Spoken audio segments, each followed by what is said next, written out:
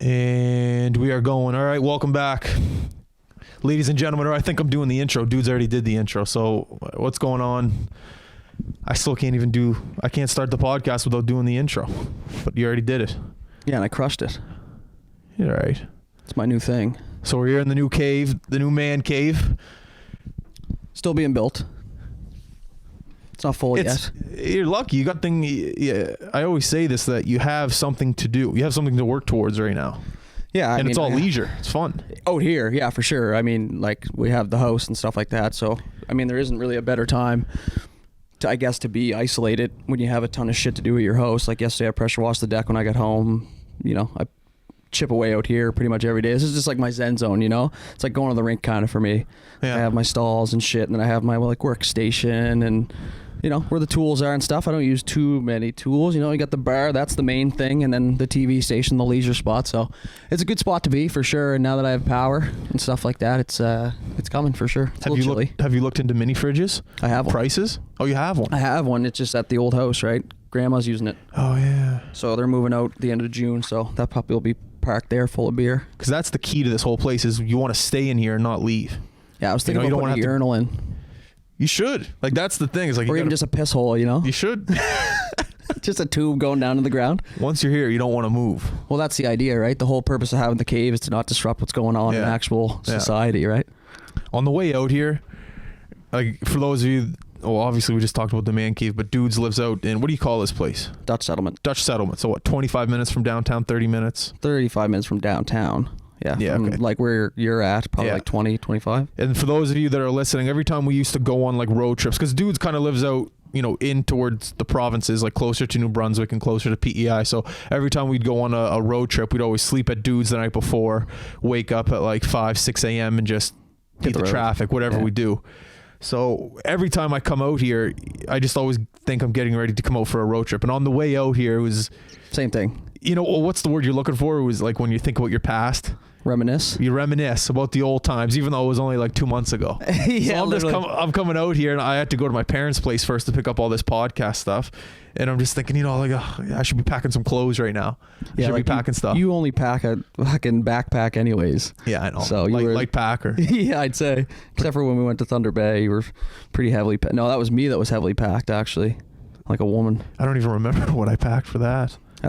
Yeah, true. That feels like a really long time ago, but that's a year now. No, Cody Anthony messaged me yesterday actually because I shared him and Piggy's podcast. Who? Cody Anthony.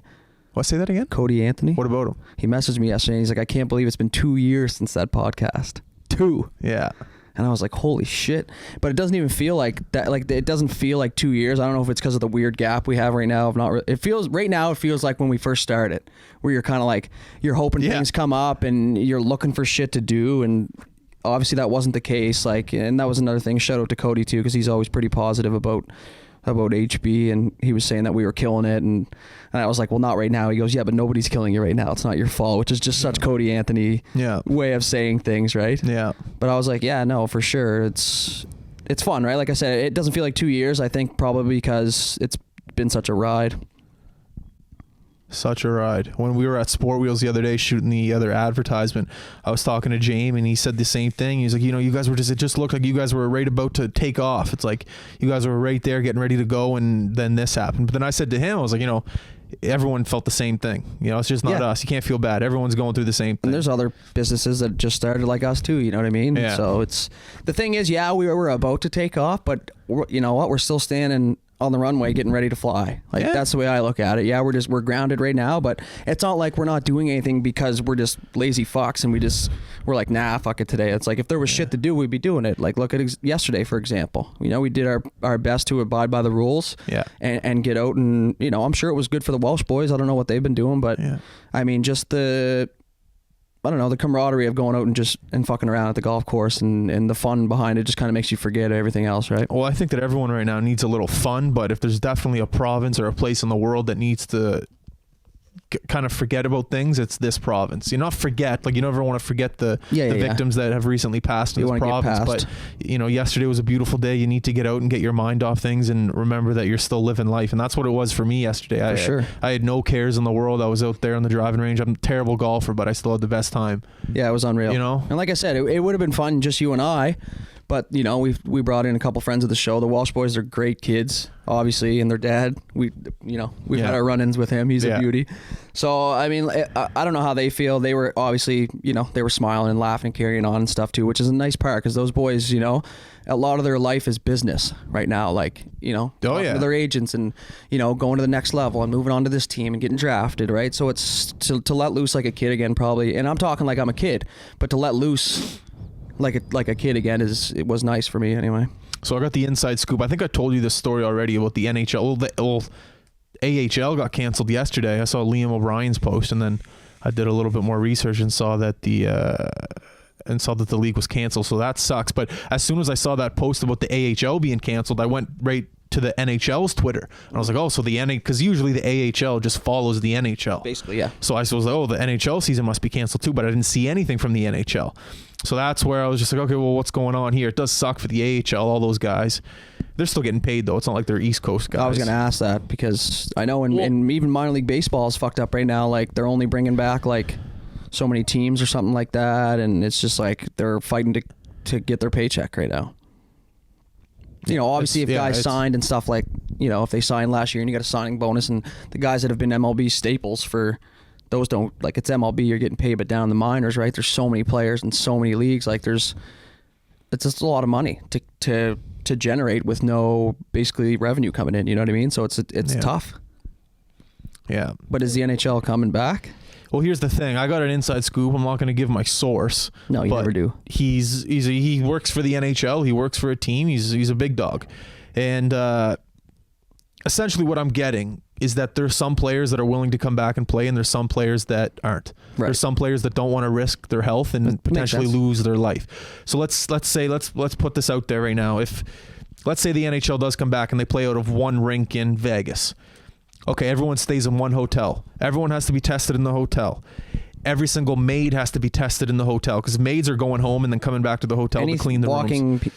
Earthling at all. And I get the UFC just did it and they did a great job with it, but you have to understand a UFC team is 3 guys. You got the fighter, the trainer, the tape guy. They live together. And that's it. An NHL team consists of the trainers, the water boys, the equipment managers, the assistant equipment manager, the video coach, not to mention the 21 guys that are actually on the team. 60 men or women.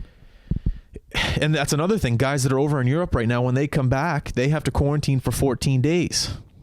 Actually, that was in Canada. Trudeau said that. Trump, I don't think, said that. Trump's exactly Trump's like, do whatever you want. Did you see what he said during the UFC? Did you watch the UFC fights? No, I don't watch it. I can't watch those guys when they're getting their heads beat off the ground. I struggle with it too, but there's nothing else on, so I said, what the hell? True enough. And he had like a little commercial on there, and he's just, we need sports. I know he goes, hey, America, congratulations to Dana White, UFC. We need sports. Sports are the bedrock to this economy. Let's go. Thumbs. He looked like Don Cherry almost, but making a political statement. Speaking of Don Cherry. What? Since Don Cherry got fired, everything's been fucked. Did you see that tweet? I don't remember if it was a tweet or not. Some guy tweeted it, and he said, the moment Don Cherry got fired, everything went downhill. And he's like, if 2020 were a movie, I wouldn't believe you. Like Kobe dying, COVID. Yes. A bunch of stuff happened. Crazy shit here. Yeah, I know. It's pretty crazy. That's just funny to think about. Don Cherry. Anyways, so that's the inside scoop for the NHL. I just don't see it, man. I don't see it coming back. No, I know every part. Like, fuck, man. I would never ask for anything ever again if they brought it back. Like, obviously, it's different for me now because we're sitting out here and I can sit out here and smoke and drink and do whatever the hell I want. Yeah, you know what I mean. Piss myself if I want, but you need social interaction, especially. Oh my god! And most people do. Yesterday was so like, fuck, man. Even when we do the Zoom podcast, I feel like I haven't talked to a person in years. Like I just came out of the womb or something. I'm just trying to figure out how to read scenarios and read the conversation. So yesterday was. For the first little bit, I found it a little weird because you talk to one person. Like you and I talk on the phone a couple times a day, but it's the face-to-face stuff, man, when you can read people's emotions and like you can see how they react to things you say, which is normally the one thing that I look for when I say stupid shit. But like you said, the human interaction, man, it's just like you don't realize how how much you actually need it or crave a human interaction in your life. Like, yeah, there's people that are, what are they called? Like introverts or something like that. Yeah. And they're just like the guy on Bench Warmers, he lives in the closet. Oh yeah, he's afraid like of the sun. That are like, yeah. But he's like, yeah, it's like there's people like that, and I get it, and I get you want to be by yourself, but like for me, man, it's like saying I tried to drink, like get drunk one day, a sunny day, doing yard work. I had like 3 drinks, and I'm like, fuck this, because there's no one to fuck around with.